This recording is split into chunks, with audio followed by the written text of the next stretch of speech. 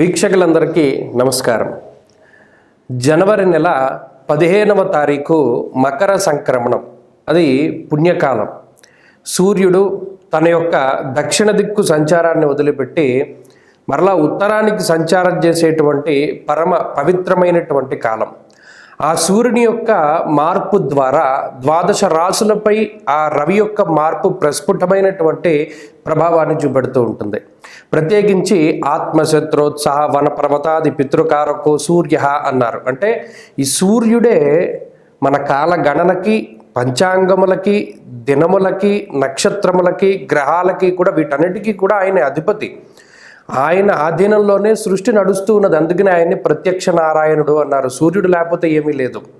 మరి అటువంటి సూర్యుని యొక్క మార్పు ద్వారా ద్వాదశ రాశులు ఏ విధంగా ప్రభావాన్ని చెందుతూ ఉన్నాయి, ఏ విధమైనటువంటి ఫలితాలు. ఎందుకంటే సూర్యుని యొక్క మార్పు మాసం మాసార్ధత కుజ బుధ శుక్ర రవిర్మాసం అన్నది శాస్త్రం. అంటే ఒక నెల రోజుల పాటు రవి యొక్క ప్రభావం ఉంటుంది. రోజుకి 1 డిగ్రీ చొప్పున రవి సంచరిస్తూ ఉంటారు ప్రతి రాశి యందు కూడా. రాశికి 30 డిగ్రీలు ఉంటే రోజుకు 1 డిగ్రీ చొప్పున 30 రోజుల పాటు ఒక రాశిలో సంచారం చేస్తారు. మరి ఇలా ఒక నెల రోజుల్లో సంచరించేటువంటి సూర్యుడు ఈ మకర సంక్రమణం చేసినప్పుడు జనవరి నెల 15వ తారీఖు నుండి ఫిబ్రవరి నెల 15వ తారీఖు వరకు కూడా ఆయన మకర రాశి యందే, అంటే ఉత్తరాషాఢ నక్షత్రం 2, 3, 4 పాదాల్లోనూ, శ్రవణం 4 పాదాల్లోనూ, ధనిష్ట మొదటి 2 పాదాల్లోనూ ఆయన సంచారం సాగినంత వరకు కూడా ద్వాదశ రాశుల్లో ఏ రాశి వారికి శుభ ఫలితం ఉంటుంది, ఏ రాశి వారికి మిశ్రమ ఫలితం ఉంటుంది, ఏ రాశి వారికి చెడు ఫలితాలు వస్తాయి అనేటువంటిది తెలుసుకోవాలి. ఎందుకంటే మనకున్న పండగల్లో అన్నీ కూడా పెద్ద పండగ ఇదే. మరి ఆ పండగ సమయంలో మరి మనకి ఏమి కలిసి వస్తుంది రవి యొక్క మార్పు ద్వారా అనేటువంటి విషయాల్ని ఈ కార్యక్రమం ద్వారా కూలంకషంగా తెలుసుకుందాం. ముఖ్యంగా ఇక తులారాశి వారి యొక్క స్థితిగతుల్ని మనం పరిశీలన చేసినప్పుడు తులారాశి వారికి ఇది అర్ధాష్టమ స్థానంగా ఉంటుంది. ఎప్పుడూ కూడా మకరం చతుర్థ స్థానం అవుతుంది తులకి.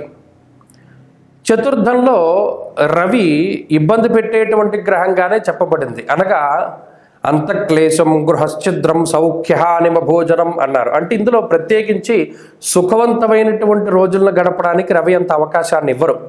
అందులోనూ అది శత్రుక్షేత్రం అవుతుంది కూడాను. దానివల్ల ఏమవుతుంది అంటే కుటుంబపరమైనటువంటి కలహాలు, పిల్లలు లేకపోతే జీవిత భాగస్వామో లేకపోతే మీ తల్లిదండ్రుల్లో లేకపోతే ఇంకొకళ్ళో కుటుంబ సభ్యులు మీరు చెప్పినటువంటి మాటను వ్యతిరేకిస్తూ ఉండడం.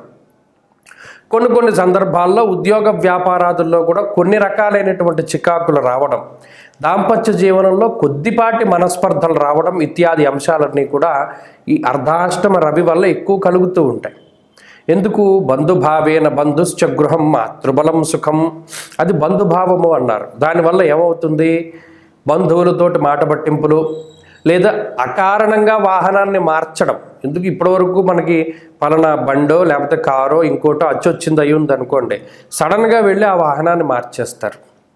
ఇలా సెంటిమెంట్ వస్తువుల యొక్క మార్పు, లేదు వాహనాల కొనుగోలు, ఇవన్నీ కూడా కొన్ని చేయడానికి అవకాశాలు ఉంటాయి. అందుకని ఏం చేసినా కూడా కొంత జాగ్రత్తలు తీసుకోవాలి. ఆలోచన శక్తి స్థిరంగా ఉండదు కాబట్టి ఏది చేసినా కొంత జాగ్రత్తగా చేస్తూ ముందుకెళ్ళడం మంచి విషయం. అర్ధాష్టమ రవి ఉన్నప్పుడు కుటుంబ కలహాలు సాధారణం, ఉద్యోగ వ్యాపారాదుల్లో సమస్యలు సాధారణం కాబట్టి ఉద్యోగ వ్యాపారాదుల్లో మార్పులు చేయకూడదు. ఈ విషయాన్ని కూడా దృష్టిలో పెట్టుకోవాలి. రవి బలాన్ని పెంపొందించుకోవడానికి కేజింపావు గోధుమలు దానం చేయాలి. అలా చేస్తూ ఉంటే మంచి ఫలితాలు సంప్రాప్తమవుతాయి. ప్రతిరోజు ఆదిత్య హృదయాన్ని పారాయణ చేయడం వల్ల కూడా మంచి ఫలితాలు వస్తూ ఉంటాయి. ఇక మీనరాశి వారికి రవి యొక్క మార్పు చూస్తే మకర సంక్రమణం ఎప్పుడూ మీనానికి కలిసి వస్తుంది. ముఖ్యంగా లాభస్థాన స్థిత రవి లాభస్థానంలో ఉండడం చాలా గొప్ప విషయం. అది ముహూర్తాలకైనా లేకపోతేనేమో ఈ జాతకాదులకైనా గోచారానికైనా ఉపచయ స్థానమందు రవి యొక్క సంచారం, అందులో లాభమందు పూర్ణమైనటువంటి శుభ ఫలితాన్ని మనం ఆశించవచ్చును. ఈ లాభస్థానంలో రవి ఉండడం వల్ల అర్ధంచ స్వకులాచార గృహలాభ సుభోజనం అన్నది శాస్త్రం. అంటే బంధుమిత్రులతో కలుస్తూ ఉండడం, ఎప్పుడో ఒకసారి దేశానికి వచ్చినటువంటి వారు మరలా తిరిగి స్వదేశాలకు రావడం, లేదా విదేశాలకు పయనమవుతూ ఉండడం, చదువు పరంగా ఉద్యోగాల పరంగా వేరే దేశానికి వెళ్ళాలి అనుకునేటువంటి వారందరికీ కూడా రవి ఆనుకూల్యత దొరుకుతూ ఉంటుంది. అంతేకాకుండా ఇంట్లో ఏదైనా శుభ కార్యక్రమాలు జరగవలసి ఉన్నా, లేదా బంధుమిత్రులతో ఒక చోట కూడుకునే పంక్తి భోజనాలు చేయాలి అన్నా, ఇటువంటి వాటన్నిటికీ కూడా రవి అనుకూలిస్తూ ఉంటారు. ఉత్సాహాన్ని పెంచుతూ, ఆనందాన్ని, ఐశ్వర్యాన్ని, సౌభాగ్యాన్ని పెంచుతూ రవి చాలా గొప్ప ఉపయోగాన్ని కలగజేస్తూ ఉంటారు. అంతేకాకుండా ఉద్యోగాభివృద్ధి, ఆర్థికాభివృద్ధి, ఐశ్వర్యాభివృద్ధి లాంటి అంశాలన్నీ కూడా రవిగ్రహం వల్ల కలుగుతూ ఉంటాయి. అన్ని విధాలుగా కూడా బాగుంటుంది. మీనానికి రవి యొక్క మార్పు, ఈ బలం చాలా ముఖ్యం. ఎందుకంటే మిగతా గ్రహాల యొక్క అనుకూలత చాలా తక్కువగా ఉన్నప్పుడు, ముఖ్యంగా శని రాహువుల యొక్క పీడ ఎక్కువగా ఉన్నప్పుడు రవి అనుకూలించడం అనేటువంటిది చాలా ముఖ్యం. తద్వారా మిగతా గ్రహాల తాలూకు ప్రతికూలతలను తగ్గించడానికి కూడా రవి చాలా గొప్పగా ఉపయోగపడతారు. కాబట్టి ఈ మకర సంక్రమణం మీనానికి చాలా అద్భుతంగా యోగిస్తుంది. మరింత శుభ ఫలితాల కోసమై సూర్యారాధన చేస్తూ ఉండడం కూడా చాలా మంచిది. ఇక కన్యారాశి వారి పరిస్థితులను చూస్తే అర్ధాష్టమ రవి యొక్క దోషం పోతోంది. ఇది ఒక గొప్ప విషయం. ఎందుకు? ద్వాదశాష్టమ జన్మస్థా శని అంగారక గురువు.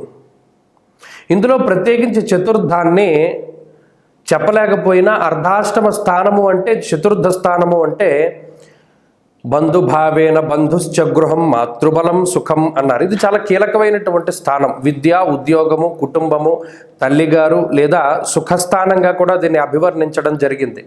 మరి ఆ స్థానంలో రవి సంచరించడం వల్ల అంతఃక్లేశం గృహశ్చిద్రం సౌఖ్య నిమభోజనం అన్నారు. అంటే ఇంట్లో ఉండేటువంటి పరిస్థితులు దెబ్బతింటాయి.